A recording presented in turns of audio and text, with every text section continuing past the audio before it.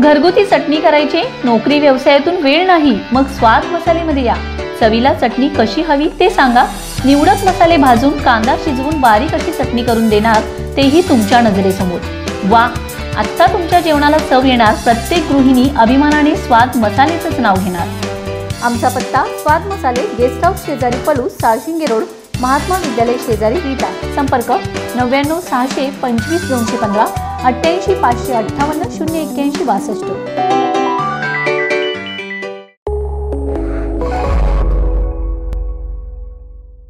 नमस्कार, मी मयुरी आणि आपण पाहत आहात 7 स्टार न्यूज।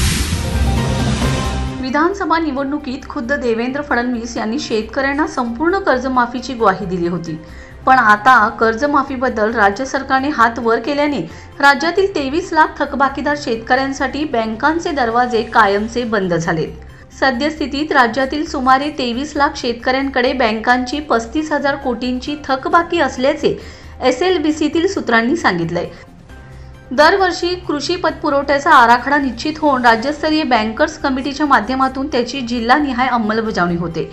त्यानुसार रब्बी व खरीप हंगामात शेतकऱ्यांना बँका कर्ज वाटप करतात। पण ऑक्टोबर-नोव्हेंबर 2024 मध्ये राज्यात विधानसभेची निवडणूक झाली। त्यावेळी बहुतेक राजकीय पक्षांच्या जाहीरनाम्यात शेतकऱ्यांच्या संपूर्ण कर्जमाफीचा मुद्दा होता। विद्यमान मुख्यमंत्र्यांनीही त्यांच्या प्रचार सभांमध्ये शेतकऱ्यांना कर्जमाफी देणार असं स्पष्ट केल्याने शेतकऱ्यांना मोठी आशा लागली आणि अनेकांनी खरीप हंगामातील कर्जाची परतफेड केली नाही। त्यानंतर सत्तेत आलेले भाजप सरकार, विशेषतः मुख्यमंत्री फडणवीस निश्चितपणे कर्जमाफी करतील या आशेने रब्बी हंगामाचेही कर्ज शेतकऱ्यांनी थकविले, पण अर्थसंकल्पात त्या संदर्भात काहीही निर्णय झाला नाही आणि आता कर्जमाफी शक्य नसल्याचे सांगण्यात आल्याने थकबाकीदार शेतकरी चांगलेच अडचणीत सापडलेत। दुसरीकडे बँकांनी नोटीस बजावणी सुरू केली असून त्यांचे अधिकारीही दारात येत असल्याने शेतकऱ्यांची पंचायत झाले।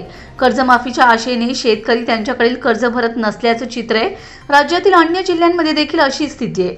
दरवर्षीपेक्षा यंदा कर्जाची परतफेड नवे जुने करणे प्रमाण घटलं आहे। थकबाकीत गेलेल्यांना पुन्हा बँकांकडून कर्ज दिलं जात नाही।